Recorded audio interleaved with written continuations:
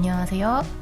용인시 마을공동체지원센터에서는 앞으로 마을살이와 마을공동체 활동에 대한 책들을 소리로 읽어드리는 듣고 볼 책이라는 코너를 준비하였습니다. 저는 진행을 담당하는 바바입니다.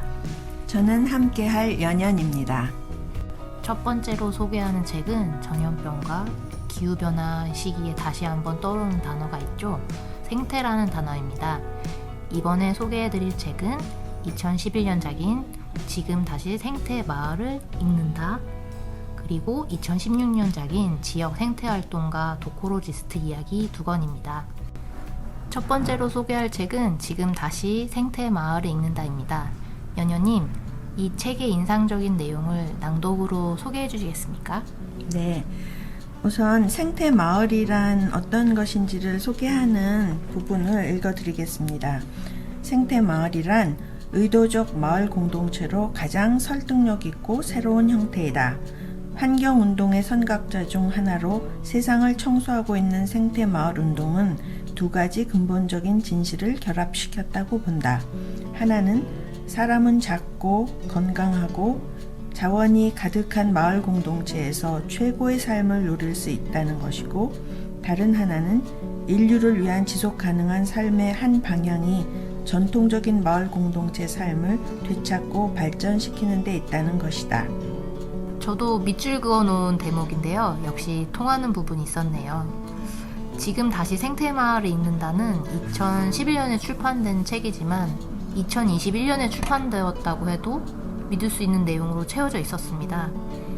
책에서 계획된 공동체로서의 생태마을이 갖는 주요한 특징이 있는 5가지 마을, 인도 오르빌, 세네갈 은밤과 파우네, 독일 지벤리덴, 미국 이타카 생태마을, 브라질 에코오빌라를 소개를 하고 생태마을의 주요 8가지 발전 모델에 대해서도 언급하고 있습니다.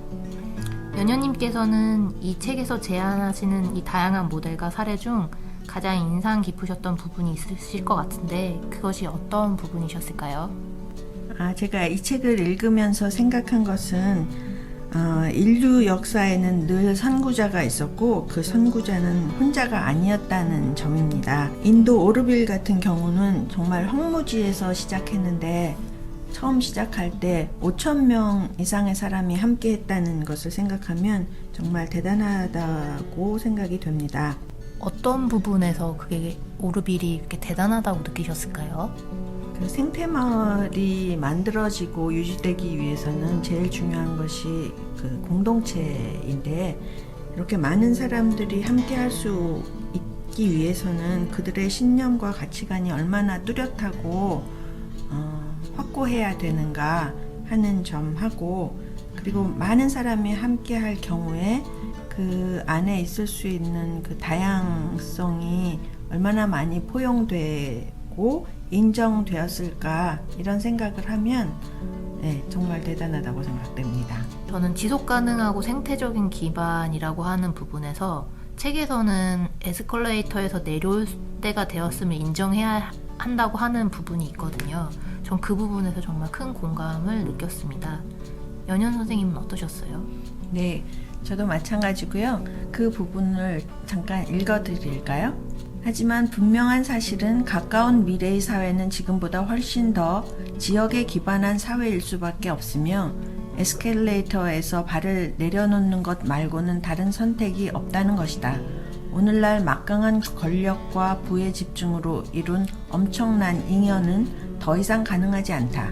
생활은 필요에 의해 반드시 검소해지고 탈중심화되며 생존을 위해 사람들은 자신들의 생태 지역권에 대해 더욱 관심을 가질 것이다.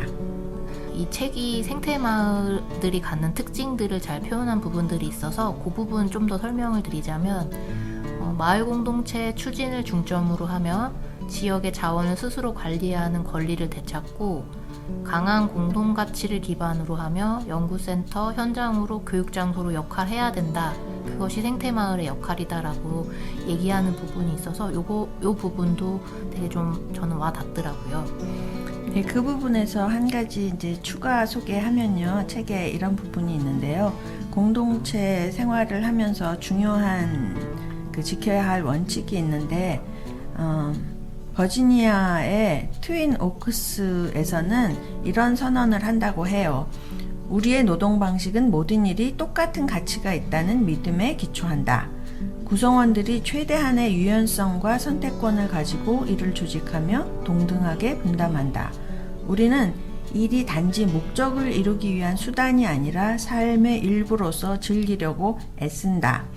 그리고 펜트곤에서는 이를 행동하는 사랑이라고 말한다고 합니다. 마을 공동체에서 또 중요한 것은 생태 마을이 다른 어떤 요인보다 현대사회에서 나타나는 사람들의 소외감과 고독에 대한 응답이라는 점입니다. 이것은 인간다운 규모의 마을 공동체 안에서 사람들과 관계 맺는 일에 목마른 사람들의 대응 방식이기도 합니다. 연효님, 전 듣다 이런 생각이 들었는데 인간다운 규모라는 건 어떤 거일까요? 인간다운 규모라는 것은 서로가 알고 관계를 맺으면서 살 수 있는 규모인데요. 50명에서 200명까지가 사실은 인간다운 규모의 마을이라고 하네요.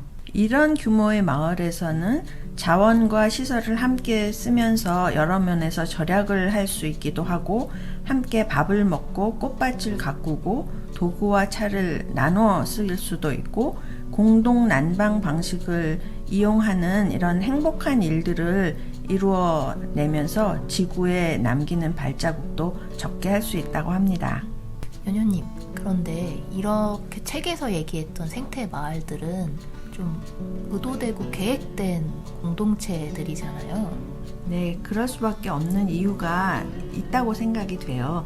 생태마을 개념 자체가 반드시 생겨날 필연적인 매우 좋은 기회로서 등장한 면이 있거든요. 세계 생태마을 네트워크가 처음 만든 셔츠에는 미래여 환영합니다 라는 말이 당차게 쓰여 있었다고 합니다. 이제 우리 같은 경우에 새로 마을을 만드는 것도 쉽지 않은데 어떻게 이런 생태마을의 좋은 점들을 따라갈 수 있을까 생각해 보면 새로 만드는 마을이 아닌 지금 현재 마을의 재창조, 재구성의 가능성을 많이 탐구해 봐야 할 것 같습니다. 이 책은 우리가 마을 공동체를 일구고 지역과 연결하는 지점을 고민할 때 필요한 조언이었다고 생각이 들었습니다. 공동체 활동의 기간이 3년 이상 되셨다면 혹은 생태 가치를 지향하고자 하시는 공동체라면 꼭 읽어보시면 좋을 것 같은 책입니다. 그래서 추천드립니다.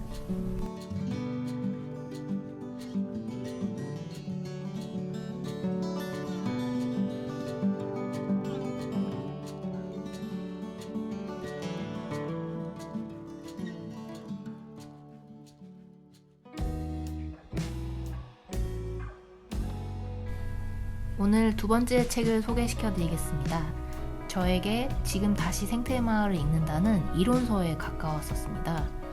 두 번째 책은 지역 생태활동가 도코로지스트 이야기를 담은 얘기로서 실행서에 가깝다고 느껴졌습니다. 연효님, 이 책의 인상적인 내용을 낭독으로 소개시켜 주시겠습니까? 네, 도코로지스트란 참 낯선 개념이죠. 새로 만들어진 말이라고 합니다. 이 책에 보면 당신도 도코로지스트라고 하면서 도코로지스트가 어떤 활동을 하는 사람인지 소개하는 부분이 있습니다. 자기 필드를 한 군데 정해 적어도 월 2, 3회는 그 장소를 다닌다. 자기 필드의 지형도에 익숙하고 그것을 항상 가지고 다닌다. 지형도를 가지고 걸으면서 지금 자기 위치를 지도상에 정확하게 표시할 수 있다. 그 장소에서 흔히 볼 수 있는 새, 곤충, 동물을 알고 있다. 그 장소의 역사를 대략 이야기할 수 있다. 그 장소의 지형과 길 등에 대해서라면 아무리 세세한 길이라도 잘 안다. 자기 필드의 그해 벚꽃 개화일, 매미가 처음 온 날, 제비가 처음 날아온 날 등 생물들의 움직임을 파악하고 있다. 자기 필드의 토지가 사유지인지 공유지인지 등을 알고 있다. 자기 필드를 지자체에서 어떻게 관리하고 있는지 알고 있다. 그곳에서 일하는 사람들, 공원 관리원 등과 친하게 지낸다. 자기 필드에 애착이 있고 자기 소유처럼 책임감을 느낀다. 자기 필드의 정보를 제3자에게 전한다. 이런 활동을 하는 사람을 도코로지스트라고 할 수 있고, 이런 사람은 어떤 특별한 자격이 있어야 하는 것도 아니고 습관을 통해서 이런 전문가가 될 수 있다고 합니다. 습관이 전문가가 될 수 있다라는 게 조금 약간 의아하긴 한데요. 그러면 어떤 습관이 있어야 될까요? 네, 자기가 살고 있는 동네를 계속 같은 길이더라도 계속 걸으면서 관찰하고 기록하는 습관입니다. 그래서 심지어는 이 책을 쓰신 분은 도코로지스트는 제2의 직업이 될 수도 있다고 얘기를 하고, 본인도 그런 습관을 통해서 생태주의자가 되었다고 해요. 저는 사실 이 도코로지스트라는 말이 일본어식 외국말이 한국어로 해석된 말이어서 감이 좀 어색했어요. 근데 생각을 해보니까 터줏대감인 것 같다는 생각도 드니까 이해가 금방 되더라고요. 이 터줏대감 활동, 저는 이 터줏대감 활동을 시작한 이 도코로지스트의 활동이 되게 시작점이 되게 인상 깊었는데, 연효님은 좀 어떠셨을까요? 네, 저도 그 부분이 조금 인상적이었었는데요.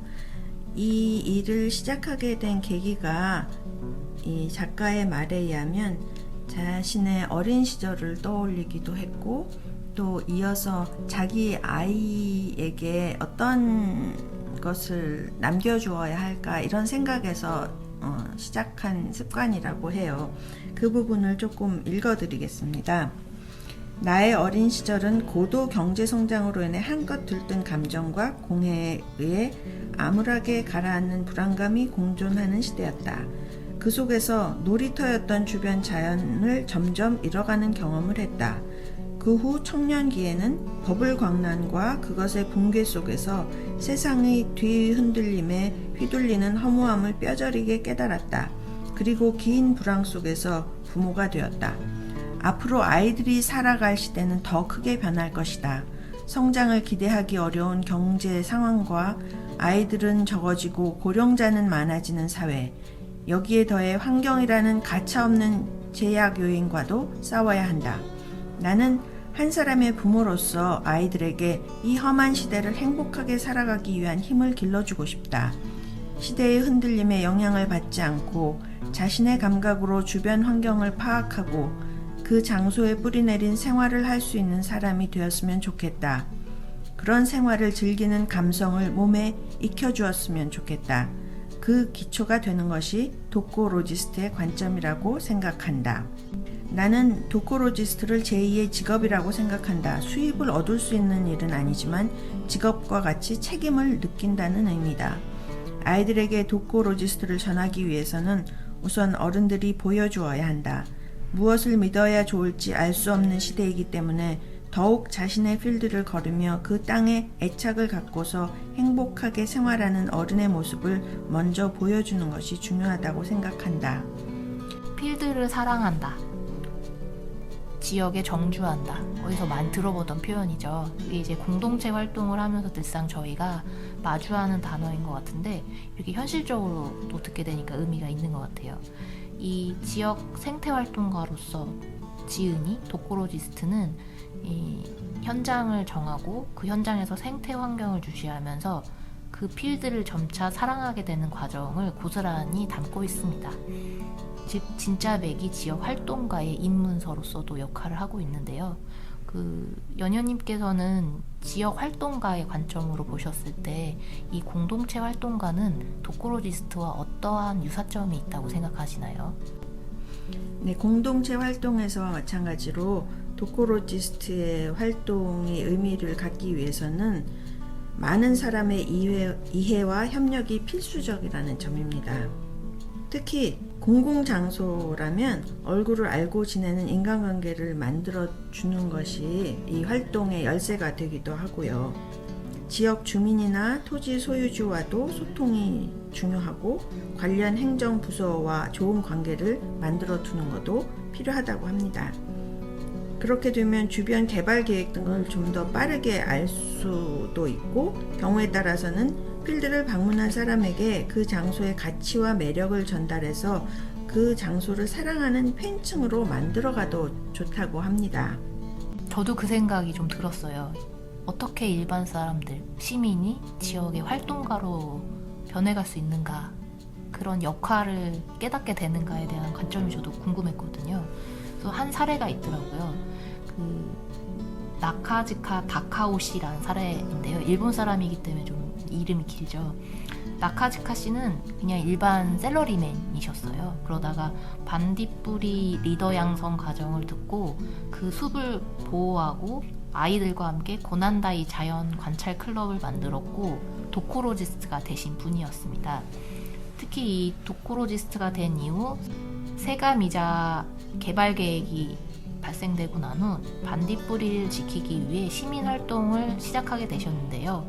그러면서 자신이 살아가고 있는 이 필드에 대한 애착을 충분하게 깨닫게 된 일이었습니다.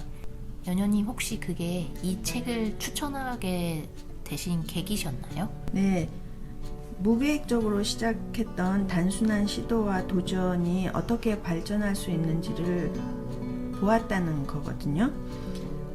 쉬운 방법으로 새로운 습관을 만들고 연결시켜서 생태 활동가가 된 경우가 굉장히 인상적이었습니다.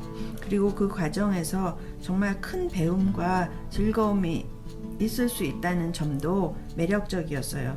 그래서 우리 동네에서 아이들과 엄마들, 아빠들 누구나 해볼 수 있는 일인데 이것을 함께 나누면 어떨까 하는 생각에서 이 책을 추천드리게 되었던 거고요. 마지막으로 그러면 즐겁다는 건 어떤 것일까를 책에서 소개해 드리겠습니다.